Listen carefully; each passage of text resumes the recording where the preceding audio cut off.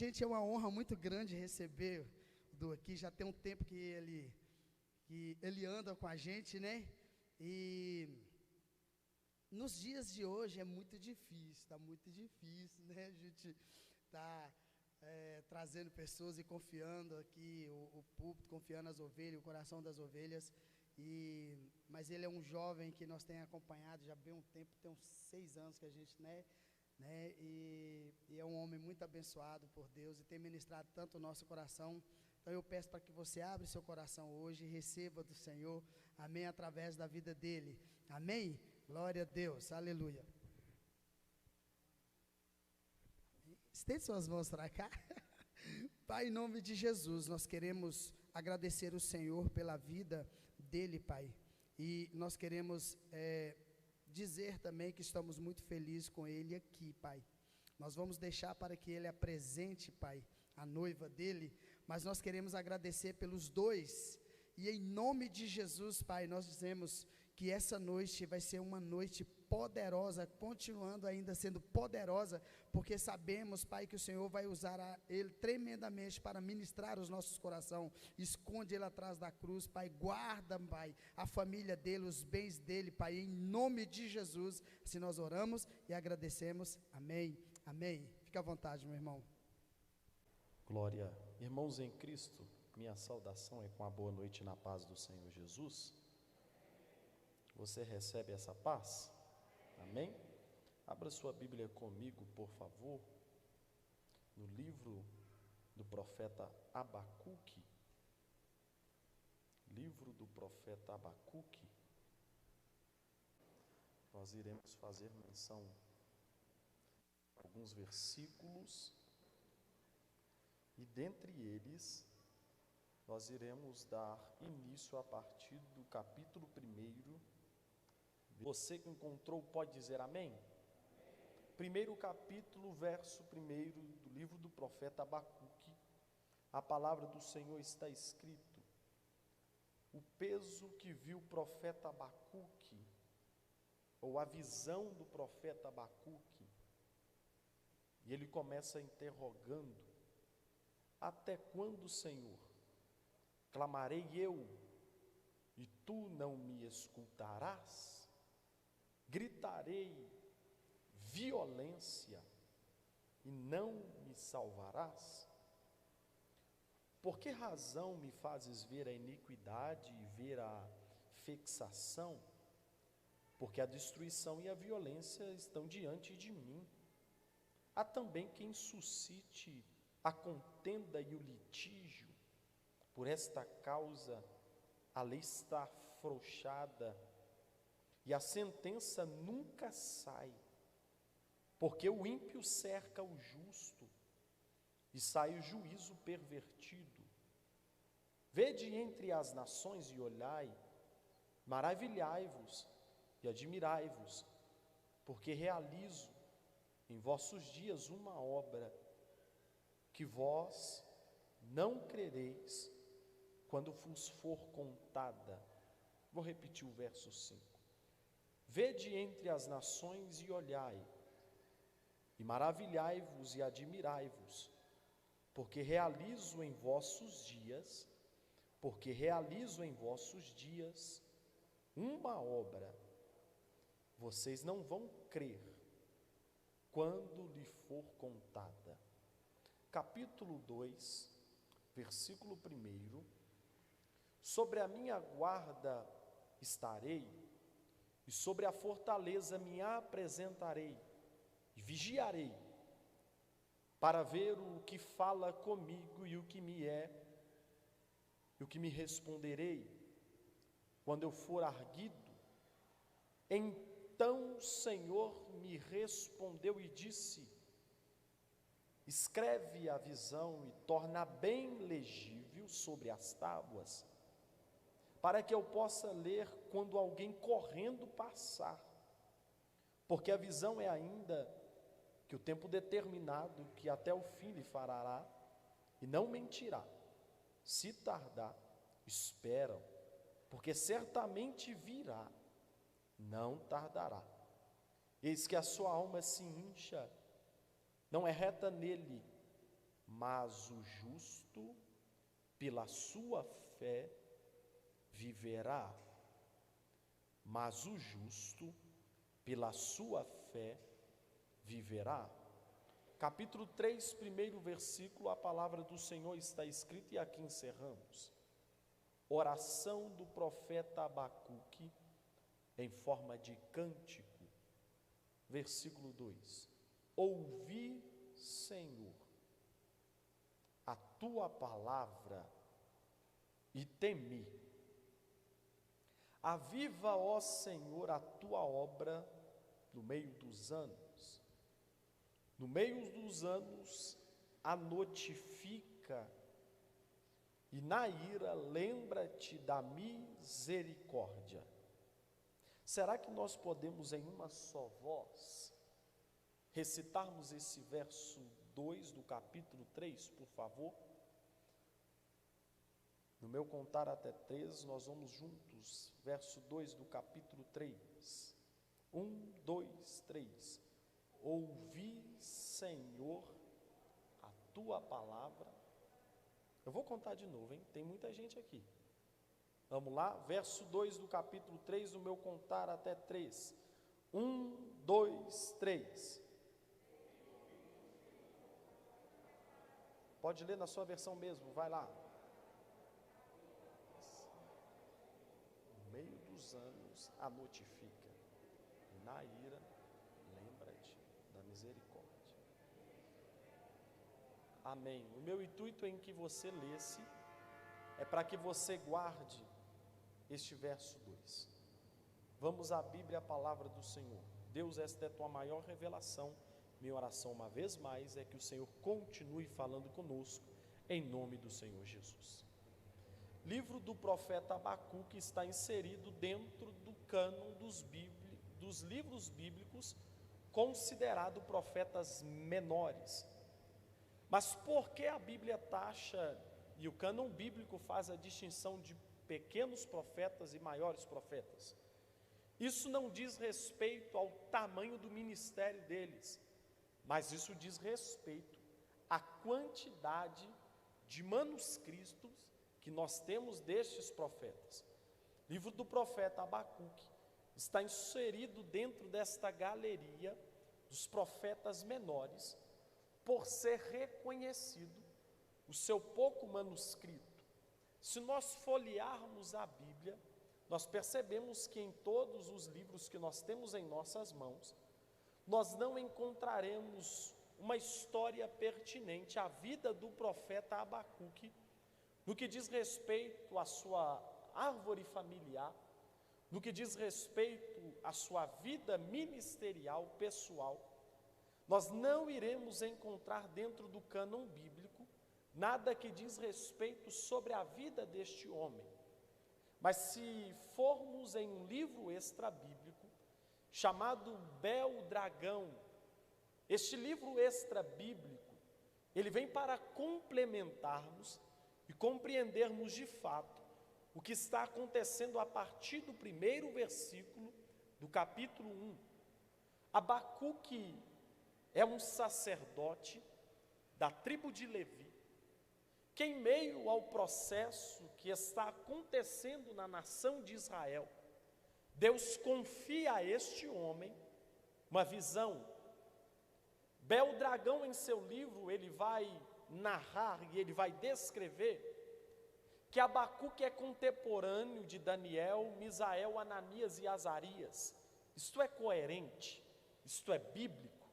Isso faz nos pensar que eles, sendo do tempo deles, é como se Deus levasse ele em sonho sobre toda a nação de Israel, e em sonho ele sobrevoa Israel, e ele começa a escrever o seu livro. Se observarmos as palavras de Abacuque no primeiro capítulo, a partir do primeiro verso, percebemos que ele mesmo começa a escrever o peso, a visão do profeta Abacuque. E ele já começa questionando a Deus. E se fizermos uma leitura, por mais que superficial que seja, se fizermos uma leitura de todos os 17 versículos do capítulo 1, percebemos que o capítulo 1 inteiro é de questionamento do profeta. É o profeta olhando para Deus e dizendo: até quando? Até quando? Até quando? Mas por que ele questiona tanto? Por que ele indaga tanto? Porque a visão que ele tem, ele começa a contemplar coisas que estão acontecendo, e a sua indignação o preenche, a ponto dele começar a escrever: até quando, Senhor, clamarei, não me escutarás? Até quando gritarei? Observe, este profeta, podemos dizer, que é alguém acostumado a ouvir a voz de Deus. Pelo fato dele ser acostumado a ouvir a voz de Deus, posso pensar que Abacuque, ao entrar no processo da oração e conversa com Deus, Abacuque, pertinente à oração, acostumado a ouvir a voz, ele percebe que enquanto ora, Deus não responde. Então ele diz: clamarei. Clamar é extravasar na voz, acima da oração. Oração é conversa. Clamor é gritar para quem está longe ouvir. O termo no grego para clamor é ponemegali, é gritar com grande voz. Abacuque ora, não encontra resposta. Abacuque decide clamar, porque alguém que é acostumado a ouvir a voz de Deus, quando percebe que na oração Deus não respondeu, a sua primeira iniciativa é clamar. Porque se na oração ele não respondeu, eu parto para o clamor, que no clamor certamente ele me responderá. Só que Abacuque diz que quando ele ora e clama, Deus não responde. Então ele diz: gritarei. Observe os estágios da oração do profeta. Ele ora, ele clama, e quando ele não ouve, ele grita. Há quem diga que quando Deus está em silêncio, nós devemos acalmar. Mas neste contexto, quando Deus está em silêncio é porque algo está acontecendo. Existem alguns princípios da comunicação que nós devemos respeitar. Porque a comunicação tem pelo menos 3 princípios. E o primeiro é um comunicador, alguém que fala. Um receptor, alguém que escuta. Uma mensagem que é dada, que é o que liga os 2 pontos do comunicador e receptor. Esta noite eu falo com o auxílio de um microfone e com o auxílio de caixas amplificadoras. Você não precisa chegar perto de mim, porque eu tenho o auxílio deles. Mas se porventura esta noite eu não tivesse o auxílio deles, certamente quem estivesse muito distante de mim teria dificuldade em me ouvir. Então, para poder compreender o que eu estou falando, seria necessário se aproximar de mim. Abacuque entende que o princípio da comunicação não é Deus em silêncio, mas é porque às vezes nós estamos tão distantes dele, que a gente pensa que ele está em silêncio, e a gente se conforma com o silêncio de Deus, quando na verdade Deus sempre está falando. Mas o que acontece é que nós estamos distantes, a ponto de dizermos: Deus está em silêncio. Mas Deus está do céu olhando e dizendo: não estou em silêncio. mas é porque você está distante. É necessário que você se achegue mais. É necessário que você se aproxime mais. Porque o silêncio de Deus não é motivo para nos conformarmos. O silêncio de Deus não deve trazer conforto sobre nós. Mas quem é acostumado a ouvir Deus falar, quando Ele se encontra em silêncio, é necessário que venhamos nos indignar e entender: tem algo em mim que precisa ser mudado. Tem algo em mim que precisa ser transformado. Abacuque entende e não se conforma com o silêncio. Mas ele começa a descrever a situação política, social e religiosa. Ele diz que a situação política, os políticos estão roubando aqueles que não têm condição. Ele diz que a situação política, os políticos estão defraudando os pobres para mérito próprio. A condição social, ele vai dizer que o ímpio está reinando sobre os justos. Ele está dizendo que aqueles que não temem a Deus estão tendo mão forte sobre os justos. Só que ele vai mais além.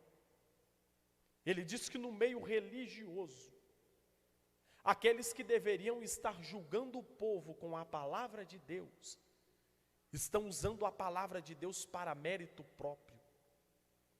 Aqueles que deveriam estar na casa de Deus, na liderança do povo, em condição de fazer com que o povo se achegue a Deus, eles estão vendo a situação acontecer, mas eles estão sendo complacentes com o pecado da nação. Abacuque descreve tudo isso, e eu fico pensando, isso parece contemporâneo. Políticos que defraudam o povo, no meio social, aquele que não teme a Deus parece que prospera mais. E dentro das nossas igrejas, dentro da casa de Deus, muitos usam a mídia de televisão para poderem encherem os seus bolsos de dinheiro. Muitos usam a casa de Deus como plataforma para a sua vida pessoal. É este tempo que nós estamos vivendo. É o tempo presente que estamos vivendo, parece muito com o tempo de Abacuque. Só que Abacuque se indigna. Abacuque não se conforma. Abacuque entende que é necessário uma mudança. E ele começa a questionar: até quando, Deus? Até que momento o Senhor vai continuar permitindo isso? Abacuque não tem resposta no capítulo 1. Mas quando entra o capítulo 2 que nós lemos, vem a resposta do Senhor para ele no verso 2. Enquanto ele questiona, enquanto ele indaga a Deus, ele está colocando o problema do povo diante de Deus. Só que com Deus, Deus não quer mudar do lado de fora primeiro. O intuito de Deus não é mudar do lado de fora primeiro. O intuito de Deus é mudar do lado de dentro primeiro. Eu sei que é um pouco pesado de ouvir isso, mas o intuito de Deus não é alcançar mudança primeiro nos ímpios, mas Ele quer tratar aqui primeiro, porque somos nós que vamos resgatar. Deixa eu te dizer, é quem é curado que tem poder para curar. É quem é liberto que tem poder para libertar. É quem é transformado que tem poder de alcançar pessoas para transformá-las. O intuito de Deus é mudar primeiro do lado de dentro. O avivamento não começará lá. O avivamento acontecerá aqui primeiro. Glória. Abacuque está na condição de ouvir a voz de Deus. E quando ele ouve a voz de Deus, eu acho lindo o primeiro verso do capítulo 2, é que ele diz assim: eu montarei uma torre de vigília, e ali eu vou me assentar, não vou me preocupar com o tempo. Abacuque está dizendo: eu estou clamando, eu estou gritando, Deus não está me respondendo, mas eu vou montar uma torre de vigília, e eu só desço daqui depois que Deus falar comigo. Enquanto ele está na torre de vigília, a palavra do Senhor vem a ele. E Deus faz o primeiro marketing da história. Deus fala assim: você vai fazer um outdoor, Abacuque. Esse outdoor, quem passar correndo por ele vai ter que conseguir ler o que está escrito. E o que é para escrever, Deus? Escreva lá: o justo viverá pela fé. Eu acho maravilhoso isso. É que talvez, pastor, Abacuque estava clamando a Deus e estava dizendo: estou sozinho. Só que Deus está do céu olhando para Abacuque e dizendo: ei, Abacuque, você não está sozinho. Ainda existem justos, Abacuque. É Deus olhando para ele e dizendo: ainda tem pessoas que se preocupam com a santidade. Ainda tem pessoas que se preocupam em preservar princípios. Deus está olhando para o profeta e está dizendo: diga que os justos viverão pela fé. Ainda tem justos sobre a terra. Eu percebo porque Deus ainda não derramou o seu juízo. É porque ainda tem justos.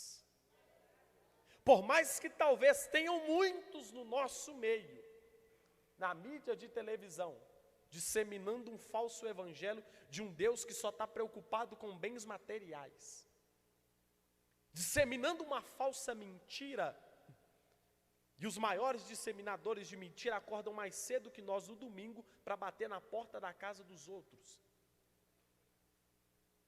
Mas só que a minha alma se alegra, porque ainda existem justos sobre a terra.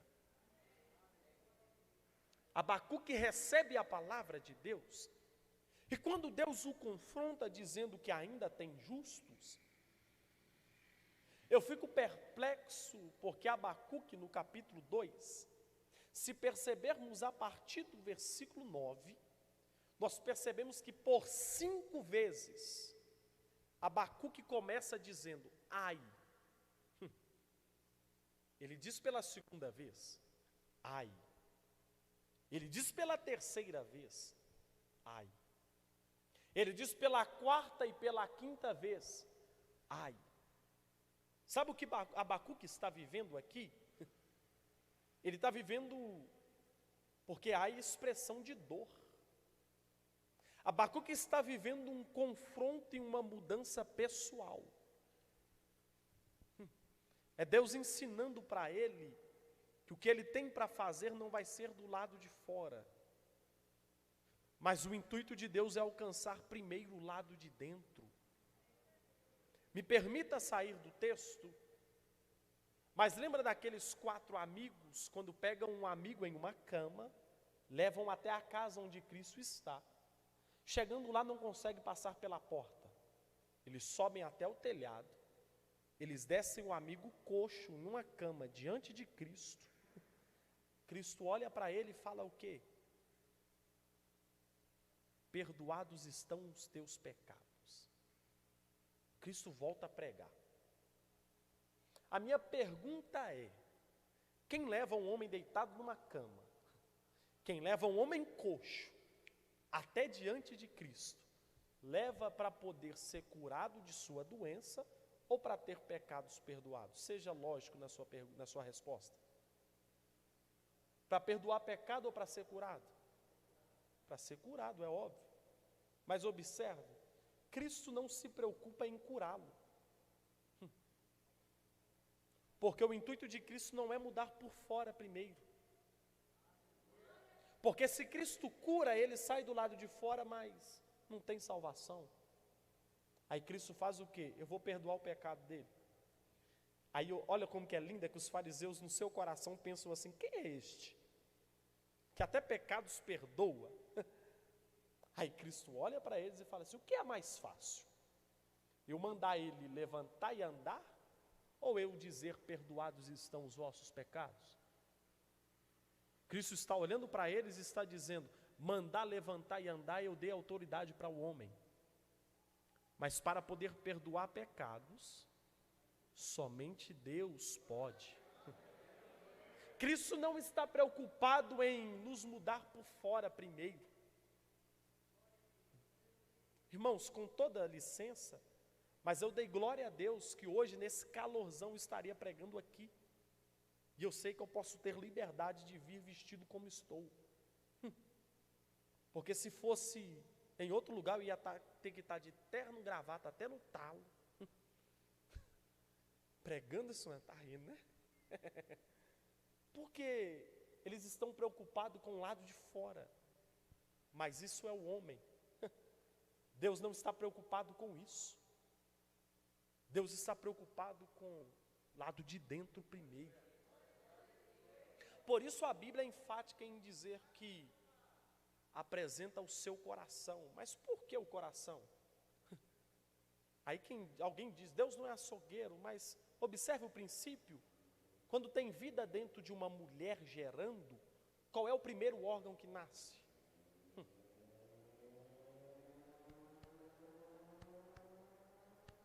É o coração. Porque Deus entende que dele vem todas as coisas. Então Deus primeiro alcança o coração. Porque as outras coisas são encargos do que vem após o coração. Abacuque está vivendo isso. É uma mudança interna. É uma revolução interna. E a revolução que ele vive interna faz ele entender. Deus está me mudando por dentro. E ele começa a ter uma outra visão da situação. Eu acho lindo. Porque enquanto Deus está trabalhando nele, ele começa a perceber que Deus pode tratar com o seu povo. Ele percebe que Deus não está distante do seu povo. Ele percebe que Deus pode vir com sua mão e continuar trabalhando. E que por mais que as coisas estejam contrárias, ele consegue perceber a mão de Deus em tudo. E eu acho lindo, é que quando ele vive a revolução, capítulo 3, verso 1, a Bíblia está escrita, a oração. Observe, toda transformação ela tem que nos levar para um ambiente. E este ambiente só cabe você e Deus. A minha oração essa noite é que Deus transformasse pessoas a ponto de levá-las a um ambiente que talvez não vai caber você e o seu cônjuge, mas eu sei que cabe o Espírito Santo. A revolução que ele vive leva ele à oração. E observe, a oração dele é onde começa a acontecer a sua mudança de visão. Porque a oração tem um poder. A oração possui uma eficácia. E a eficácia da oração não é que a nossa vontade seja feita no céu, mas é que a vontade do céu se concretize na terra. A nossa oração não deve ser os meus prazeres sendo feitos, e nem os meus sonhos realizados, mas a oração deve ser Deus plantando os sonhos dele em mim. A oração não é eu indo diante de Deus para o pressionar, Mas a oração deve ser eu indo diante de Deus para me humilhar. A oração não deve ser eu indo diante de Deus para colocar a minha vontade. Mas a oração é eu indo diante de Deus para que eu entenda qual é a vontade dEle. A oração do profeta. E sabe o que tem faltado nos nossos dias? Mais oração.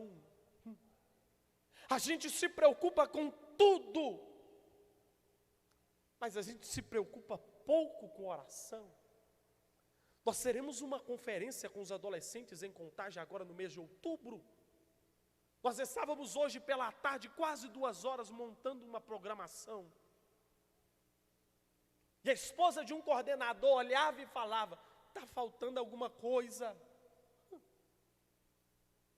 A gente colocava 9h30, fulano de tal, 8 horas, fulano de tal, e ela dizia: está faltando alguma coisa. Programação completa, 2 folhas. Meu pulso já estava doendo de escrever. Quando ela olha para nós e fala assim: sabe o que está faltando? Oração. Nós colocamos os adolescentes para orar. Nós colocamos a liderança para orar. Mas nós não marcamos uma oração individual nossa. Eu me calei. A única coisa que eu olhei e consegui falar foi: ficou difícil para dar glória, mas tem que engolir. Eu engoli seco, mas a gente marcou a oração. Porque a oração somos nós nos apresentando diante de Deus e reconhecendo a nossa pequenez. A oração somos nós nos achegando até Deus e percebemos o quão pequenos somos. Mas em contrapartida também nós conhecemos o quão grande Ele é. A oração do profeta Abacuque, observa como ele ora. E eu parto para encerrar. Ele ora assim: eu ouvi. Ouvi o quê? A sua palavra. Vamos lá. Isso aqui, irmãos, quando Deus me deu essa mensagem, Ele falou comigo: Eduardo, isso aqui é uma soma. Eu falei: soma de quê, Deus? E Ele me disse: oração, palavra. Oração, palavra. Oração, palavra. E eu disse: se é oração e é palavra, é soma, qual é o resultado? Aí Deus me disse: está no texto, filho. Aí eu continuei lendo. Aviva. Oração e palavra é a soma. O resultado é avivamento.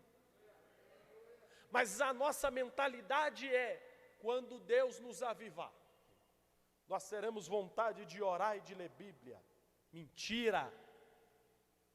O avivamento não nos trará vontade de orar e de ler Bíblia. Nós estamos invertendo. A soma é o contrário. Não é avivamento que nos trará oração e Bíblia, mas é oração e Bíblia que irá provocar em nós um avivamento. É enquanto oramos, é enquanto compartilhamos Bíblia, que nós iremos vivenciar um avivamento. Só que avivamento bíblico não tem nada a ver com o que talvez a gente pense, esteja talvez até familiarizado. Avivamento bíblico, Abacuque descreve o que é. Avivamento aqui não é Deus ressuscitar. Avivamento, no original do texto, é um termo utilizado no hebraico, que é 99% do Antigo Testamento, que dá a ideia de trazer vida novamente. Mas trazer vida novamente não está ligado à coisa morta. Trazer vida novamente é como se estivesse doente, desacreditado, sem esperança, aí Deus vem, traz uma injeção de ânimo, e ele aviva. Só que o avivamento bíblico não é algo que cabe dentro deste prédio. Avivamento bíblico não é um frenesi de final de culto. Avivamento bíblico não é só um arrepio. Avivamento bíblico não são somente lágrimas. Avivamento bíblico não é só vontade de pular. Avivamento bíblico não é só sentir Deus aqui. Avivamento bíblico transcende estas paredes. Avivamento bíblico não é simplesmente um grande grupo de pessoas. Mas avivamento bíblico muda uma nação inteira. Eu vou repetir. Avivamento bíblico muda uma nação inteira. Avivamento bíblico fez John Wesley, na Inglaterra, fazer com que anos depois, alguém chegue e diz, não tem bar nesta cidade? E a pessoa responde, senta aqui que eu vou te contar uma história. Passou um homem por aqui chamado John Wesley, que ele pregava para este povo, vivia uma vida de santidade, e as boates, bares, foram transformados em pontos de culto. Avivamento bíblico é um homem considerado a escória da sociedade por ser caolho e negro.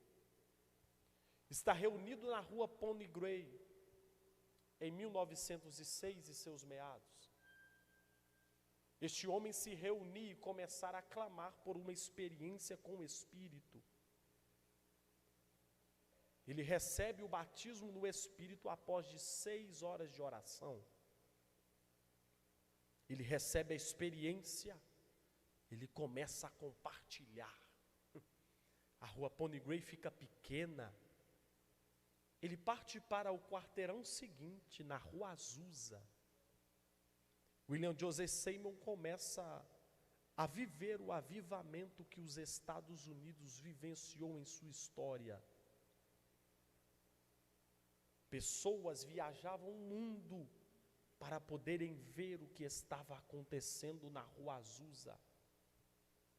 É o lugar no mundo até hoje que mais exportou missionários, porque teve alguém orando lá e clamando por um avivamento.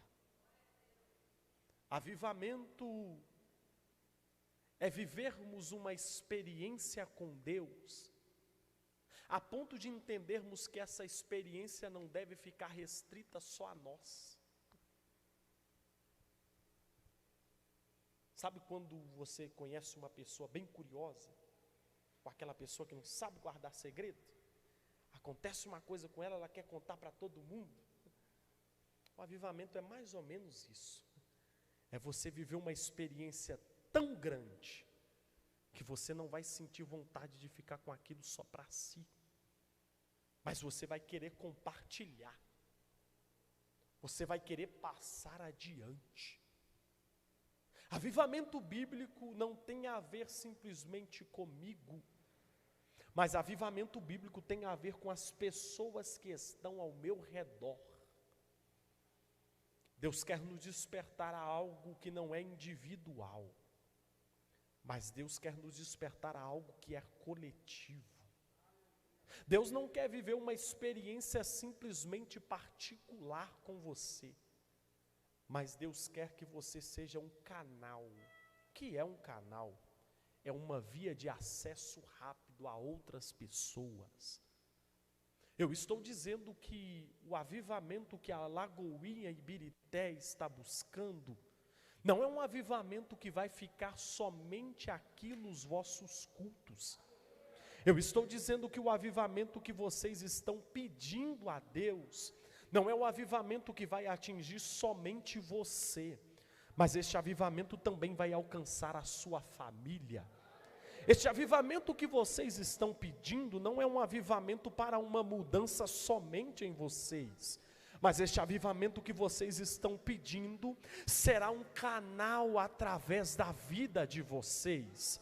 Deus tem algo para fazer em Ibirité, Deus tem algo para fazer na sua casa, Deus tem algo para fazer na sua parentela, Deus tem algo para fazer lá no seu bairro, Deus tem algo para fazer lá na sua rua, e Ele não vai precisar trazer alguém de fora para poder concretizar aquilo que é promessa dEle. O céu está pregando na minha boca para alguém aqui, e Deus está dizendo que esta noite Ele está levantando guerreiros na Lagoinha e Ibirité, e que você será um instrumento dEle para alcançar vidas. Você será um instrumento dEle para alcançar a sua rua. Você será um instrumento dEle lá no seu trabalho. Você vai ser um instrumento dEle lá na sua casa. Você será um instrumento dEle onde você passar. Este avivamento que vocês estão clamando, Deus está dizendo que Ele derramará um bálsamo, que este bálsamo será a sua vida, mas o bálsamo também será através de vós. Através de vós, através de vós, se você crer, eu te peço para que você levante uma de suas mãos, porque eu sei quando eu estou pregando, mas quando eu estou profetizando, e o Espírito Santo que fala nos meus lábios está dizendo que aquele que crê vai sair daqui encharcado. Aquele que crê vai sair daqui com a posse deste Espírito que transforma vidas. O avivamento bíblico produz em nós uma mudança interior, mas isso faz com que nós sejamos porta-vozes de Deus, por onde passarmos. Eu vou mais além, nós seremos porta-vozes de Deus, onde pisarmos os nossos pés. Você pode fechar seus olhos comigo? Eu sinto comunhão no Espírito aqui. Eu sinto comunhão no Espírito aqui.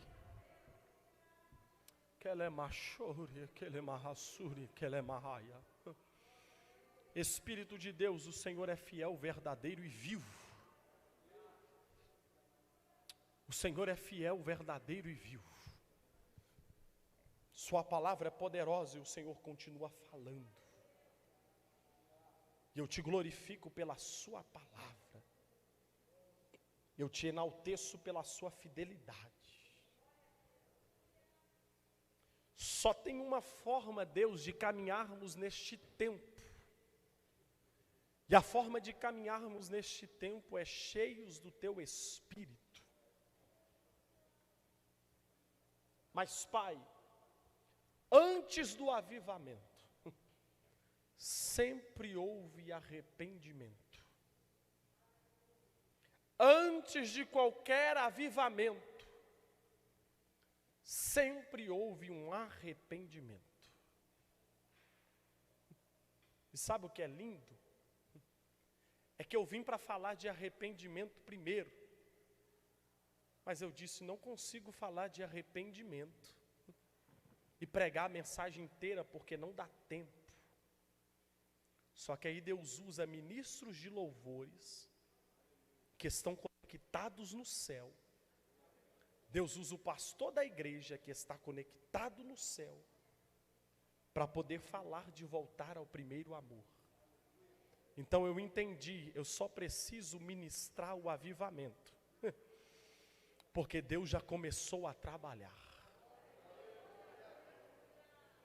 Eu não estou pregando para quem não acredita nisso. Infelizmente, quem não acredita não consegue viver.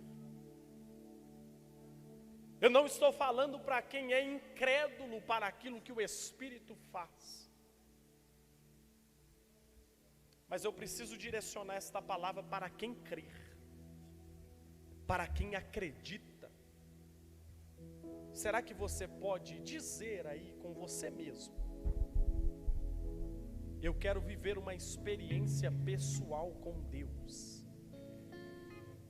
Será que você pode dizer ao Espírito: Espírito Santo, quero viver uma experiência pessoal com o Senhor?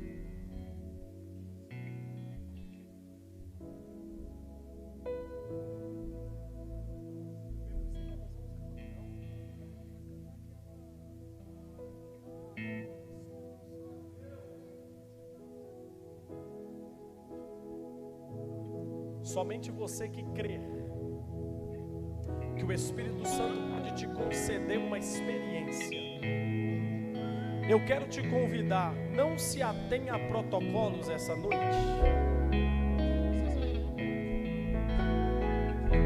Não se atenha a protocolos essa noite. Adore a Deus aqui como você adora a Ele lá na sua casa. Rasgue o seu coração e se entregue como você se entrega lá na sua casa. Sabe aquele momento que você está sozinho ouvindo uma canção? Aí você sente o bálsamo do Espírito, que é doce, que ela é marraia, e você não consegue se controlar. Eu te convido, não se atenha a protocolos essa noite, mas peça a Ele uma experiência renovada. Pronto para sentir. Ô Jesus, E receber já teve palavra, Deus. teu poder. Agora está tendo oração. Então eu te peço o resultado disso. E que o resultado seja um avivamento, Deus.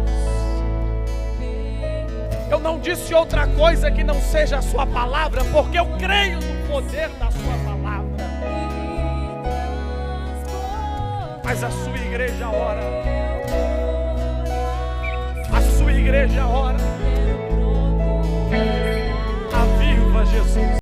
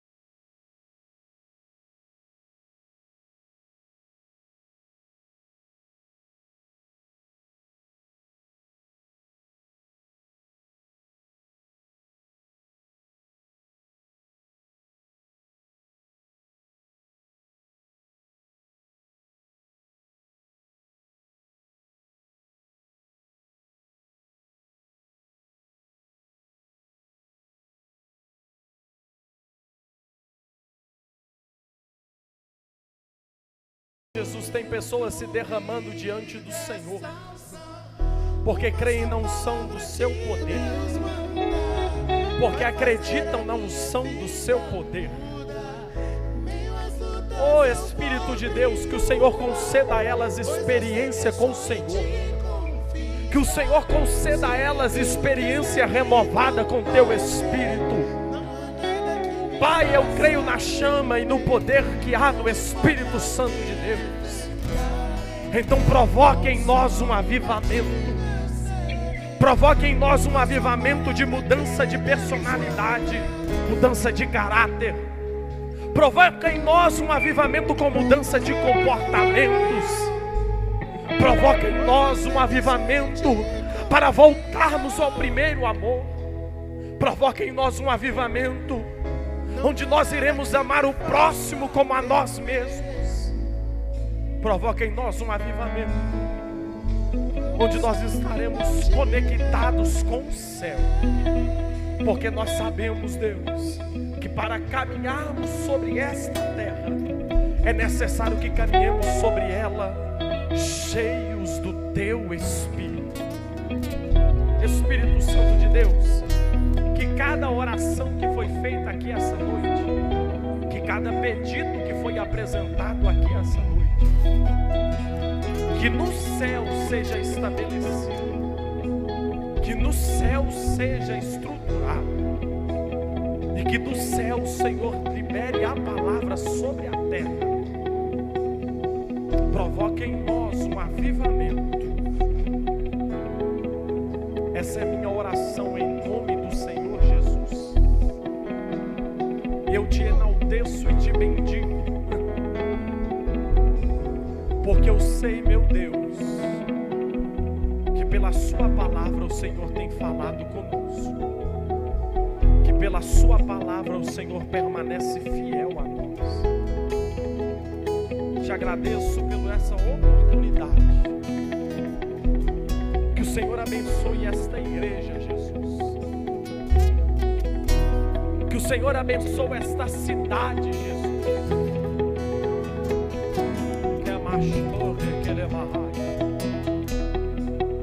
Que o Senhor abençoe o seu povo sobre esta capital, Jesus, e todas as cidades adjacentes. Meu Deus, que o Senhor suscite pessoas neste tempo para serem porta-vozes do Senhor.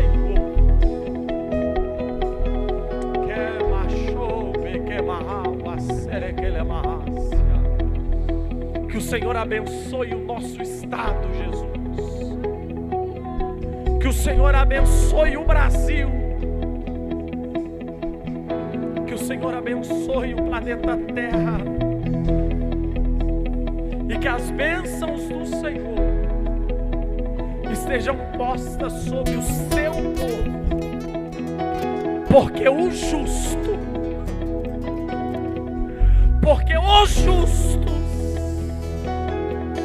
eles continuarão vivendo pela sua própria fé. Abençoe essa casa, prospere eles, que o teu Espírito os direcione. Esta é minha oração em nome do Senhor Jesus. Amém. Deus abençoe. Deus abençoe.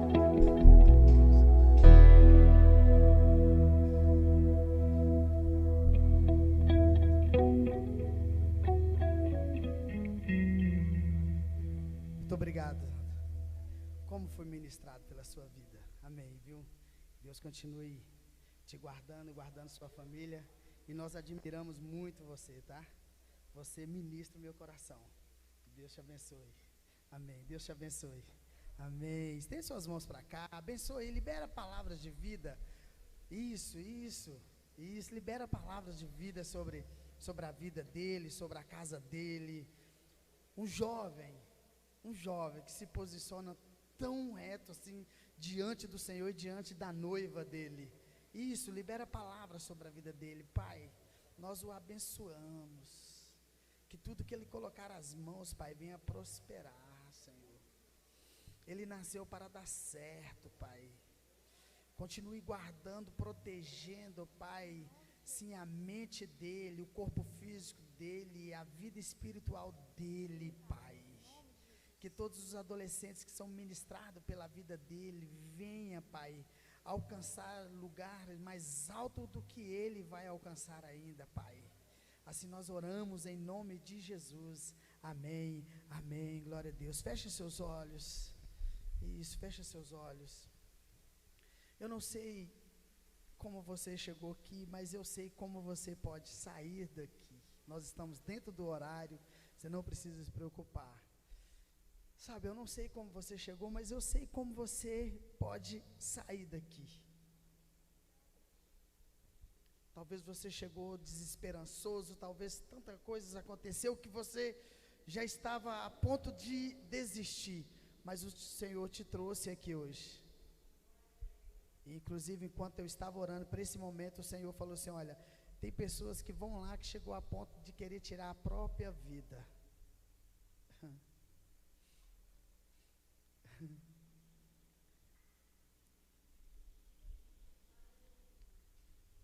Ele já deu a vida dele para você viver. Você não precisa fazer isso. Mas eu quero contar até 3. E no 3, você que hoje decide entregar a sua vida para Jesus, o controle da sua vida completamente nas mãos do Senhor. Ou você que estava nos caminhos do Senhor, mas por algum motivo você se afastou. Eu quero contar até 3. E no 3, por favor, aí mesmo no seu lugar, você vai levantar uma de suas mãos. E eu quero te ver e nós vamos orar pela sua vida e selar esse momento aqui em nome de Jesus. Vamos lá? Toda a igreja com os olhos fechados e orando agora. 1, é você e o Espírito Santo. 2, 3. Levanta a sua mão assim, deixa eu te ver. Isso, levanta bem alto que eu quero ver você. Você que está entregando a sua vida para Jesus hoje. Ou você que está voltando para o Senhor. Levanta assim que eu quero ver você. Aleluia. Eu entendo que o Senhor te trouxe aqui para edificar você. Querido, presta bem atenção antes de eu liberar você e antes de acontecer algo aqui muito interessante, né? Preste atenção, o Senhor, Ele está nos trabalhando para esse tempo que a igreja dele vai avançar e vai romper, sabe? Ele está nos trabalhando, nos alinhando. Nós ainda temos mais uma mensagem que vai ser domingo agora. Nós vamos ter mais uma mensagem sobre avivamento também. E depois nós vamos entrar numa outra série de mensagens que é família em oração. Então vai ser mensagem completamente voltada para famílias. Nós queremos preparar o seu lar, queremos preparar a sua mente, o seu espírito, para que a gente possa ainda ir mais longe no Senhor. Amém? Eu vou pedir para você não ir embora antes, tá? Para você esperar só um pouquinho. Hoje nós temos um casal aqui que está fazendo 23 anos de casado. Vixe, não, peraí.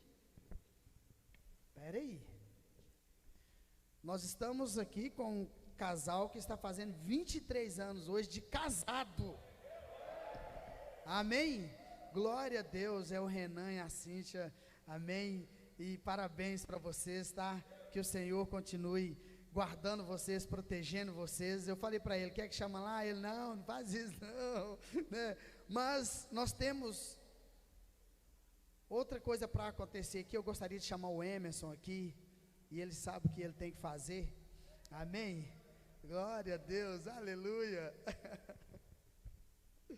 Aleluia. Sobe aqui, isso. Nós estamos dentro do horário, querido, pode ficar tranquilo.